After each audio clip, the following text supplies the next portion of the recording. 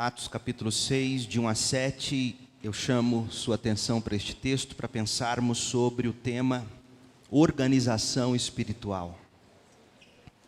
Organização espiritual. Atos 6, de 1 a 7. Naqueles dias, crescendo o número de discípulos, os judeus de fala grega entre eles queixaram-se dos judeus de fala hebraica, porque suas viúvas estavam sendo esquecidas na distribuição diária de alimento. Por isso, os 12 reuniram todos os discípulos e disseram: não é certo negligenciarmos o ministério da palavra de Deus a fim de servir às mesas. Irmãos, escolham entre vocês 7 homens de bom testemunho, cheios do Espírito e de sabedoria. Passaremos a eles essa tarefa e nos dedicaremos à oração e ao ministério da palavra. Tal proposta agradou a todos, então escolheram Estevão, homem cheio de fé e do Espírito Santo, além de Filipe, Prócoro, Nicanor, Timão, Pármenas e Nicolau, um convertido ao judaísmo proveniente de Antioquia. Apresentaram esses homens aos apóstolos, os quais oraram e lhes impuseram as mãos. Assim a palavra de Deus se espalhava, crescia rapidamente o número de discípulos em Jerusalém. Também um grande número de sacerdotes obedecia à fé. Esta é a palavra de Deus. Amém. Algumas igrejas são como icebergs. Essa expressão é de Charles Swindoll. Algumas igrejas são como icebergs. O que é um iceberg?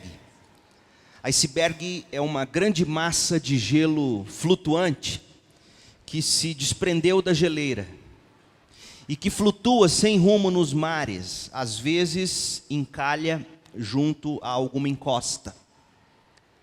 A parte imersa, a que fica debaixo d'água, geralmente é 7 vezes maior, mais alta do que a parte emersa, a parte que a gente vê fora da água. Por que algumas igrejas são como icebergs? Em primeiro lugar, porque são grandes. A massa de gelo que se desloca da geleira, ela é imensa, e certamente que era grande a igreja primitiva que estava reunida em Jerusalém. A última contagem de membros está em Atos 4, versículo 4, e revela que só o número de homens chegava perto de 5.000, juntando mulheres e crianças congregadas. É provável que aquela igreja contabilizava cerca de 20.000 pessoas em Jerusalém. Então, algumas igrejas são como icebergs porque são grandes em número, e quanto mais gente, mais problemas, mais diferenças. Segundo, igrejas são como icebergs, algumas delas porque quando se rompem da geleira, elas flutuam na direção da maré, ou seja, elas vão aonde o vento toca. A igreja primitiva, ela estava aqui nesse momento da história a ponto de se desprender do que era essencial, daquilo que ancora e sustenta não só uma igreja, mas também uma vida.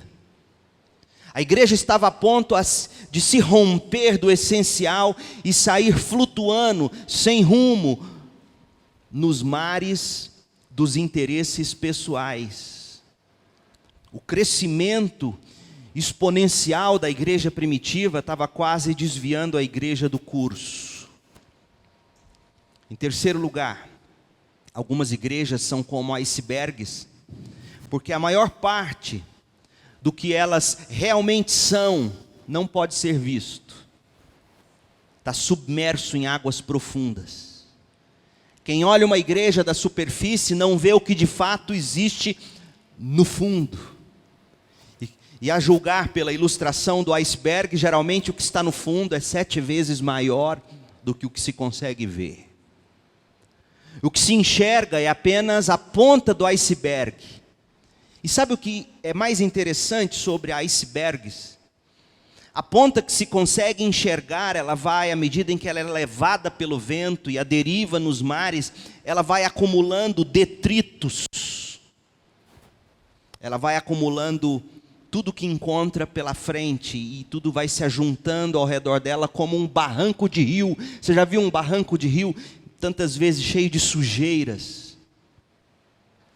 Quando a gente lê Atos capítulo 6, versículo de 1 a 7, a gente pode ver sinais perturbadores de que aquela igreja tão jovem já tinha acumulado detritos de ciúme, desconfiança e preconceito. A lua de mel tinha acabado. Até este ponto de Atos, tudo dentro da igreja estava em mil maravilhas. Até as encrencas como Ananias e Safira faziam bem para os outros. Só que desse momento em diante a gente descobre que a lua de mel acabou, não era mais só flores, aparecem os espinhos, os problemas vêm à tona, e na medida em que novas pessoas se chegavam e se juntavam àqueles crentes, essas novas pessoas somavam ao deles os pecados que elas traziam. E aí, meu povo, quanto mais gente, mais problema. Assim é que se aqueles detritos não fossem descartados com urgência, esses detritos do ressentimento, da inveja, da picuinha, do interesse pessoal, se muito em breve eles não resolvessem aquilo, a igreja se partiria ao meio. Naquele momento da história, a igreja precisava se organizar. A igreja precisava de organização espiritual. Aqui cabe uma revisão. O diabo, até esse ponto da história da igreja primitiva, tentou destruir a igreja de 3 maneiras. A primeira delas foi através da perseguição, nós vimos isso. Não conseguiu. Quanto mais perseguia e quanto mais prendia os apóstolos, mais eles pregavam. Aí o diabo tentou ser mais sutil e ele entrou na igreja. E ele entrou na igreja através da hipocrisia de Ananias e Safira. Como ninguém tinha visto aquilo, e Deus não podia deixar a igreja correr o risco de, no nascedouro, morrer, o próprio Deus dá um jeito de matar Ananias e Safira e dizer, assim não dá. Aí vem a terceira tentativa de fazer a igreja se destruir, se dividir, rachar, romper ao meio, é o desvio do foco. Porque se você ler o texto cuidadosamente, você percebeu o seguinte: as viúvas que estavam se sentindo preteridas, ou deixadas de lado, ou ignoradas, ou abandonadas, note que o texto não diz que isso aconteceu de fato, hein, gente? É muito provável que, na verdade, o que estava acontecendo é que elas estavam queixando porque quiseram queixar. O texto não reconhece que, de fato, houve aquele problema. Outra coisa interessante é que a comissão que foi montada, a comissão de diáconos que foi montada para resolver o problema das viúvas de fala grega, todos os nomes dos diáconos são nomes gregos. Ou seja, a igreja resolveu eleger uma comissão de gente de fala grega para resolver os problemas das viúvas de fala grega. Como que querendo dizer, nós não vamos ter qualquer parcialidade no assunto. Mas o que é impressionante, e a gente não pode deixar de observar, é que por causa dessa questão menor, eles foram murmurar nos ouvidos dos apóstolos, pressionando os apóstolos para resolver o problema da mesa. Uma questão menor. E aí os diáconos, ou melhor, os apóstolos se sentem tão pressionados pelas viúvas de fala grega, que eles precisam dizer, olha, nós não podemos deixar de fazer o que a gente faz, porque se a gente deixar de fazer o que a gente faz, essa igreja vai à deriva. E aí eles elegem a tal comissão que vem a ser o embrião do corpo diaconal, que ao longo da caminhada da igreja cristã se desenvolveu no que hoje nós conhecemos. O crescimento exponencial estava quase desviando aquela igreja do curso, desviando através da perseguição, da hipocrisia de crentes, e desviando os seus pastores da palavra e da oração. Gente, eu desafio você a fazer qualquer estudo na história da igreja. Toda igreja cujo pastor se afastou da palavra e da oração, ele matou a igreja. O diabo sabe o que ele faz. O diabo adora colocar pastor correndo de casa em casa, comendo churrasco, sem tempo para orar, ler a Bíblia, estudar e poder pregar com autoridade. O diabo adora isso. Tanto adora, que aqui de repente os apóstolos se veem no meio de uma causa nobre, cuidar das viúvas de fala grega. Só que de início eles percebem o risco: se fizermos isso, não vai ter mais tempo para a palavra e para a oração. Irmãos, e aqui cabe nossa atenção: igrejas, na medida em que crescem, ou na medida em que os anos vão passando, essas igrejas precisam se atentar para alguns perigos que rondam toda e qualquer organização eclesiástica. E há 4 perigos que eu quero que você pense comigo antes da gente mergulhar no texto. Antes de irmos para o texto, em busca da solução que a igreja de Jerusalém encontrou, a gente precisa ver os perigos. O primeiro perigo é a perda do propósito. Igrejas perdem propósito facilmente. Reuniões, negócios, decisões, pressões das necessidades diversas tendem a fazer a igreja perder o seu propósito. Prédios, programas vão tomando lugar de pessoas. Treliça vai se sobrepondo à videira. Programas e entretenimento vão abafando a palavra. E de repente, a igreja se olha e se vê responsável por cuidar das questões pequeninas e picuinhas entre membros, e se esquece de que elas existem para o mundo lá fora sem o evangelho, para a glória de Deus, para a pregação e o ensino das escrituras. Igrejas, à medida em que crescem, ou o tempo anda, vai perdendo o propósito. Segundo, é o desperdício de energia. Porque quanto maior a igreja, tanto maior as demandas. O resultado é que as prioridades vão sendo deixadas de lado: Bíblia, oração, pregação, relacionamentos, discipulado. Porque quanto maior, mais incêndios para a liderança apagar. E aí os incêndios de hoje, os incêndios de aqui e agora, que realmente precisam ser apagados, eles vão tomando lugar daquilo que é essencial. E aí a gente aos poucos vai abandonando o essencial e o importante, porque a gente tem que cuidar do urgente. Isso é um problema. Na igreja, na sua família. Por exemplo, na família. É urgente ter que trabalhar, ter que estudar, ter que ganhar o pão. É urgente isso. É necessário. Só que tantas famílias, por exemplo, ficam na tirania do urgente e se esquece do essencial, do importante. O que é o essencial e o importante numa família? Tempo juntos, relacionamento, oração juntos, leitura da Bíblia juntos.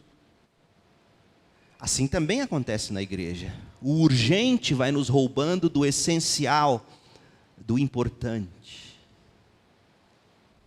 Por isso que muitas vezes, quando a gente estiver diante de algumas urgências, a gente vai ter que aprender a dizer não com dor no coração, porque se deixarmos a urgência nos engole, e o que é importante e o que é essencial vai embora. Aí é por isso que acontece o que a gente está vendo hoje: as famílias crescem, filhos crescem, o ninho fica vazio, marido e mulher olham um para a cara do outro e diz assim: eu não te conheço.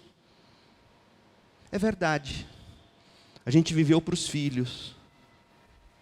E aí a gente vê o que está acontecendo. O número de divórcio. Porque passaram a vida cuidando do urgente. E não levaram em conta o essencial, o importante. Igrejas que são movidas pela tirania do urgente, morrem. E morrem logo. Em terceiro lugar, a gente tem a terceirização do ministério. Muita gente, muita coisa, pouca gente para trabalhar, afinal de contas, quem carrega o piano na igreja são sempre os mesmos. O que a igreja faz? Para não ver as atividades parando, já que ela é movida por atividades, a igreja começa a contratar pessoa para fazer o serviço, para tocar o ministério. E aí os membros se tornam espectadores. Membro de igreja se torna sócio remido, que vem para usufruir e vai embora. Eles pagam pelo trabalho, eles pagam o dízimo. E já que pagam, eles exigem o controle de qualidade. Igreja hoje é prestadora de serviços. Você sabia disso? Igreja hoje, meu povo, é escolhida da seguinte forma: o que tem a oferecer para o meu filho? O que tem a oferecer? O estacionamento do carro é seguro para o meu carro? É fresquinho lá dentro, nesse calor, Goiânia é quente? É gostoso o ar-condicionado? Gente, veja bem, nada contra isso. Mas quando a gente chega ao ponto de escolher ou de deixar igreja por causa dessas coisas, algo muito sério já aconteceu. E aí a gente, nesse frenesi do que é urgente, não pode perder gente, não pode cair receita, e não tem mais voluntários, os voluntários que tem já estão fazendo o que podem, então vamos terceirizar, vamos começar. Eu conheço igrejas enormes no estado de São Paulo, batistas. Você entra na igreja, vê aquela orquestra maravilhosa tocando, você vê aquele coral belíssimo. Eu não estou sendo leviano, não. Eu te daria o nome dessas igrejas. Ministro, todos os musicistas pagos para tocar. E aí quem não sabe disso, chega e fala, que bênção, olha quanta gente na orquestra. Ué, me dá um orçamento desses que ele tem para pagar. Só os musicistas. Eu também monto uma orquestra. Chegamos a esse ponto, meu povo. A terceirização do ministério da igreja. E em quarto lugar, a indiferença com o outro. Porque é muito fácil se acomodar na tradição e se perder na multidão. É fácil se acomodar na tradição para aqueles que são da casa. E é fácil se perder na multidão aqueles que vão chegando. E quem está muito tempo na igreja, geralmente, observe, não quer perder, entre aspas, os direitos adquiridos. E quem chega, não consegue se encaixar. Aí, de três, uma. Ou a pessoa sai da igreja e procura outro lugar para se encaixar, ou sai da igreja e procura outra igreja para ela garantir direitos adquiridos, ou ela fica e briga para fazer a vontade dela prevalecer, ou, e é o que geralmente acontece, eles aprendem a conviver sem se importar um com o outro. Meu povo, sejamos honestos, é ou não é assim? Ou a gente sai, ou a gente fica brigando, ou a gente se aquieta, aprende a conviver, aprende a dar sorriso. Estou nem aí para você.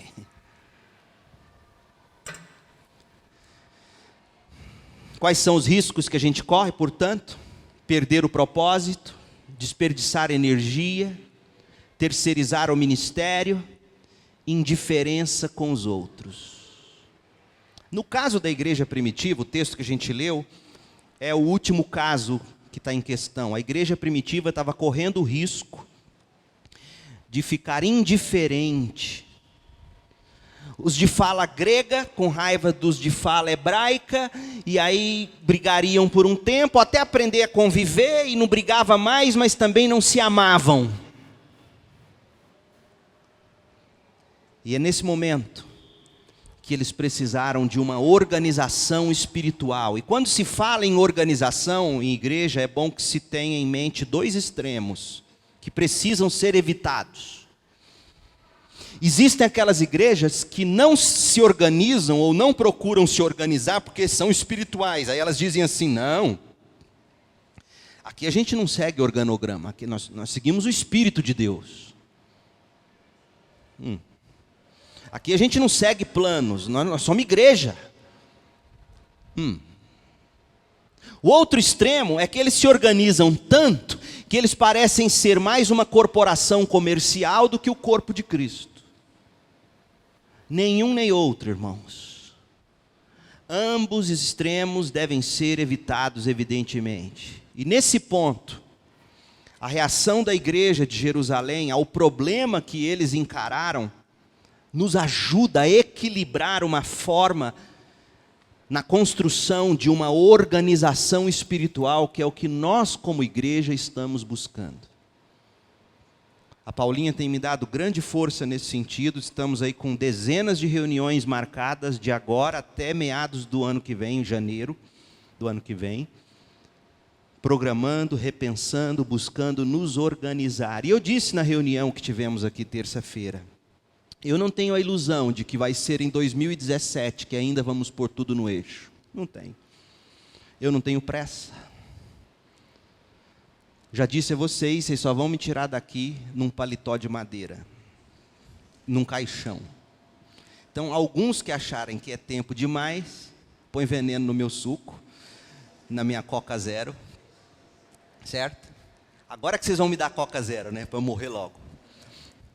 É brincadeira, vocês sabem o que eu estou dizendo. Eu não tenho pressa de ver as coisas acontecer, mas também não podemos dormir com cachimbo na boca, certo? Então, eu disse aqui que nós vamos, o primeiro ano meu aqui foi um ano de ver as coisas acontecerem. O segundo ano a gente começa a trazer alguma formatação, e dependendo de como tudo será, é que a gente vai medir a dose para o próximo e para o próximo. Eu sei onde eu quero chegar. Eu sei aonde eu quero conduzir vocês. Mas se eu chegar lá sozinho, eu fracassei. Eu tenho que chegar com vocês, juntos. Quando se fala em organização, John MacArthur, ele escreveu um comentário no livro de Atos, que eu quero que você ouça. Eu achei muito sóbrio o que ele disse. Ele disse assim, abre aspas, ouça, gente. O crescimento explosivo da igreja de Jerusalém trouxe consigo necessidade de maior organização. A igreja já era, de alguma forma, organizada. Por exemplo, eles sabiam quantos eles eram, eles se reuniam em locais específicos, celebravam batismos, a ceia do Senhor, recolhiam dinheiro para suprir as necessidades uns dos outros. Todas aquelas atividades requeriam algum tipo de organização. E eles já tinham. Isso ilustra um princípio importante. Organização bíblica da igreja sempre responde às necessidades e ao que o Espírito já está fazendo. Eu fiquei de boca aberta com a afirmação a seguir, ouça. Organizar um programa e então esperar que o Espírito Santo se envolva naquilo é colocar o carro na frente dos bois. Não ousemos forçar o Espírito a se adaptar ao nosso molde. A organização nunca é um fim em si mesma, mas apenas um meio de facilitar o que o Senhor está fazendo em sua igreja. Fecha aspas. O que Deus está fazendo entre nós? É a primeira pergunta. O que Deus quer fazer em nós? O que Deus espera fazer através de nós? O foco somos nós, pessoas. a mão de obra que temos, o corpo que somos. A partir daí nós nos organizamos para a coisa andar bem. Só que durante anos e anos, a gente vem, que chega fim do ano, a gente monta uma estrutura, a gente monta um programa, sem levar em conta o que Deus está fazendo, e aí a gente ora com fé e diz: Senhor, abençoa nossos programas. Aí Deus olha lá de cima e fala: meu Deus do céu, não é isso que eu tenho para vocês. Aí a gente se frustra, porque as pessoas não se engajam no programa. Aí a gente fica triste. Os apóstolos nos ensinam que à medida em que eles iam vendo os problemas surgindo, a ação de Deus, à medida em que as coisas iam acontecendo, eles se organizavam para fazer aquela vontade de Deus acontecer suavemente. É assim, meu povo, que devemos ser. Outra coisa que a gente sempre fez sem levar muito em conta: a gente não pode começar algo sem, no mínimo, já ter discípulos em vista do nosso lado. Porque se eu fizer, e quando eu passar, não tiver ninguém para substituir o que eu fiz ou deixei, eu fracassei. Quando Paulo se foi, ficou Tito, ficou Timóteo, ficou tantos outros. Quando Barnabé se foi, ficou Paulo. A organização espiritual dos apóstolos, e agora venha para o texto comigo, e é simples o que o texto mostra, mas é preciso que enxerguemos. Existem 4 princípios de sábia liderança, 4 princípios de atuação da igreja. E o resultado que sempre se espera no meio e através do povo de Deus. Olhe comigo, Atos capítulo 6. A primeira coisa que a gente tem que fazer é encarar o problema. Existe um problema e a gente encara. Como em casa, você está com um problema financeiro, a primeira coisa é encarar o orçamento. A maioria de nós não gosta de encarar problema. A maioria de nós ignora problema. A maioria de nós culpa o outro pelo problema. A maioria de nós não quer ouvir de problema. Mas hoje a gente para e encara o problema. E onde eu vejo isso? No verso 1. Naqueles dias, crescendo o número de discípulos, surgiram problemas. É isso que está dito. Nas entrelinhas. Porque o que vem a seguir é um problema. Naqueles dias, crescendo o número de discípulos, houve um problema. Qual? Os judeus de fala grega, entre eles, queixaram-se dos judeus de fala hebraica. Queixaram-se para quem? Murmuraram lá no ouvido dos apóstolos. É porque esse povo de fala hebraica não tem a cesta básica. A cesta básica que eles deram para o Itamar é melhor do que deram para o Júlio. E os apóstolos escutando. Desculpe, irmãos, nada contra os dois. Eu os amo de paixão. Viu, Itamar? Você é... Viu, Júlio?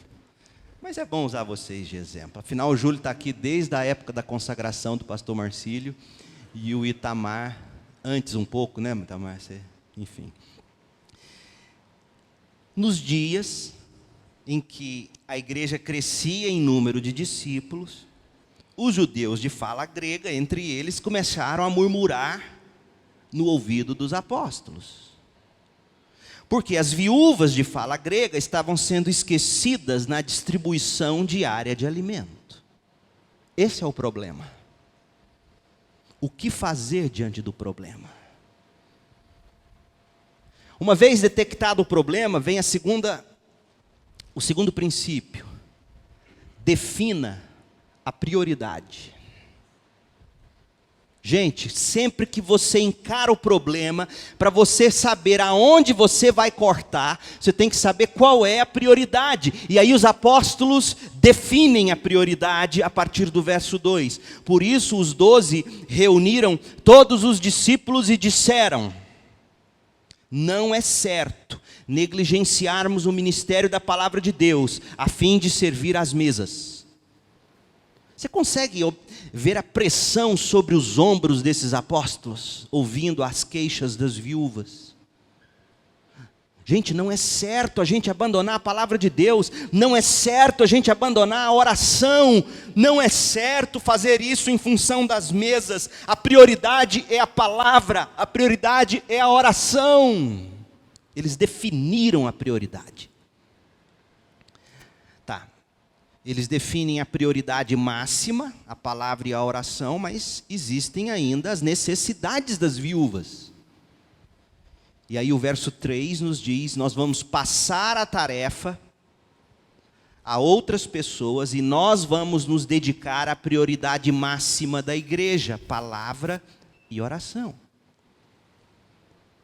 Então você define a prioridade máxima e a partir da máxima, as secundárias, terciárias, etc. Encara o problema, define a prioridade. E aí você precisa de gente, você seleciona as pessoas. Versículo 3, irmãos, escolham entre vocês 7 homens de bom testemunho. Como é bom ver os apóstolos aqui, dizendo, escolham entre vocês, não são os apóstolos que nomeiam. Homens que sejam espirituais e práticos. Eu acho isso tremendo, porque quando diz assim, cheios do Espírito Santo e de sabedoria, na verdade, o que está se requerendo de quem serve às mesas, de quem serve às necessidades da igreja, são pessoas que precisam ter espiritualidade e praticidade. Gente que anda com Deus e que resolve problemas. São práticos, são sábios na resolução de problemas. Tal proposta agradou a todos, e aí eles escolheram Estevão, homem cheio de fé e do Espírito Santo, além de Filipe, Prócoro, Nicanor, Timon, Parmenas e Nicolau, um convertido ao judaísmo proveniente de Antioquia. Apresentaram esses homens aos apóstolos, está vendo? Eles escolhem, os apóstolos apreciam, oram, impõem a mão sobre eles, e eles vão trabalhar. E eles resolveram o problema. A prova de que eles resolveram o problema é que vem agora o 4º princípio, a execução do plano, está no verso 7. É gozado, irmãos, que não se fala mais em cesta básica, não se fala mais em problema na mesa, não se fala mais das viúvas, não se fala de mais ninguém. Por quê? Porque engavetaram o caso? Não, porque resolveram o caso. Resolveram o caso por quê? Porque a gente lê no verso 7 que a igreja continuou fazendo o que é prioritário, ela não se dividiu. Assim, a palavra de Deus se espalhava. Gozado que o problema era a falta de assistência às viúvas gregas. E o texto continua dizendo que a igreja que tem seus problemas resolvidos é a igreja que ao pregar a palavra, espalha a palavra de Deus. Essa igreja crescia rapidamente o número de discípulos em Jerusalém e também um grande número de sacerdotes obedecia à fé. Eles executaram o plano. Então o que eles fizeram? Eles encararam o problema, eles definiram a prioridade, eles selecionaram as pessoas, eles executaram o plano. Irmãos, o que teria acontecido se os apóstolos não tivessem sabiamente conduzido esse problema? Naquele momento turbulento da igreja em Jerusalém, a igreja teria se rachado. E ali teria nascido a 2ª igreja apostólica de Jerusalém, num racha. Agora, os cristãos gregos poderiam ter dividido a igreja, ou os apóstolos poderiam ter abandonado a palavra e a oração, teriam deixado o que é importante para cuidar do que é urgente. De qualquer forma, o movimento inicial da grande comissão teria se enfraquecido, a chama teria se apagado. Mas graças a Deus foi o oposto que aconteceu, a chama ardeu ainda mais forte, o evangelho chegou aos confins da terra. E há lições valiosas que a gente aprende desse episódio. Primeira, boa liderança. Afinal, os apóstolos exerceram boa liderança.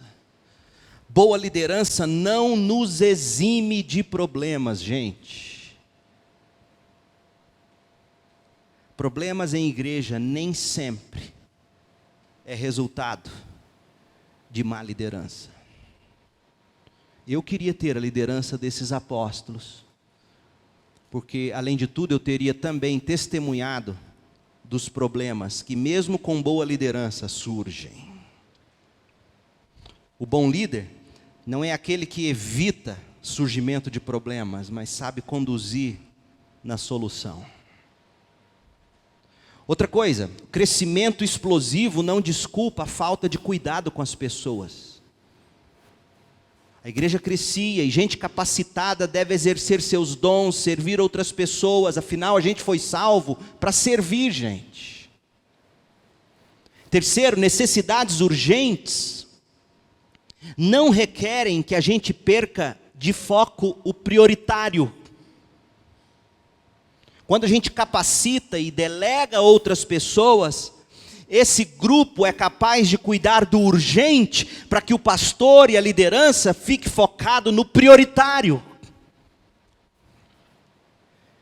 Em quarto lugar, igreja grande não precisa ser fria nem indiferente. Através de uma estratégia bíblica inteligente, através de uma organização espiritual, a gente pode criar o que a gente já está fazendo. Relacionamentos discipuladores, pequenos grupos. Aliás, tive uma reunião sexta-feira de manhã muito boa. E a partir de fevereiro nós já vamos iniciar o pequeno grupo multiplicador protótipo. Você que deseja ter um pequeno grupo na sua casa ou cuidar de um pequeno grupo, você já pode dar seu nome para o pastor Roberto. Nós estamos orando nesse momento, é um momento de oração. Nós vamos passar o mês de fevereiro inteiro comigo, com o pastor, e em março nós vamos fazer a festa da plantação da visão de igreja multiplicadora.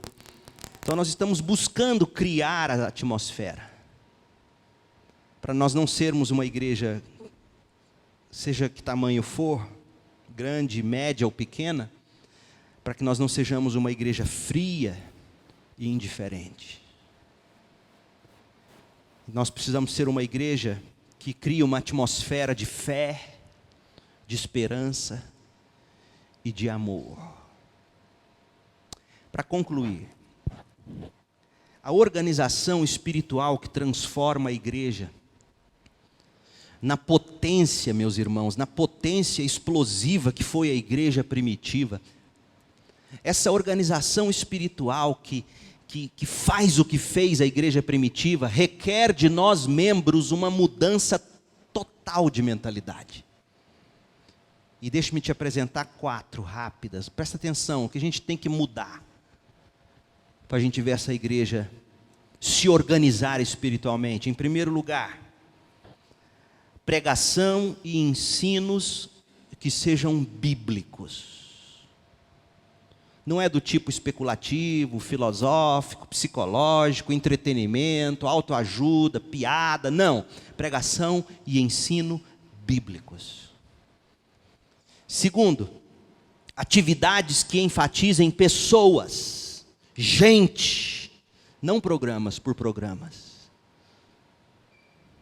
O que aconteceu quarta-feira aqui, a propósito, culto de ação de graças, qual foi a maravilha de tudo aquilo?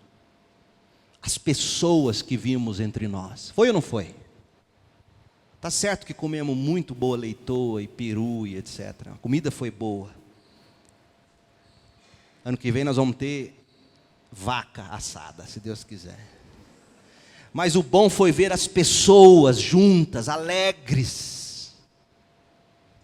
Atividades que enfatizem gente, pessoas. Terceiro lugar, pessoas que vivam para Deus e para o próximo, não para si mesmas, não para os seus desejos, não para as suas realizações.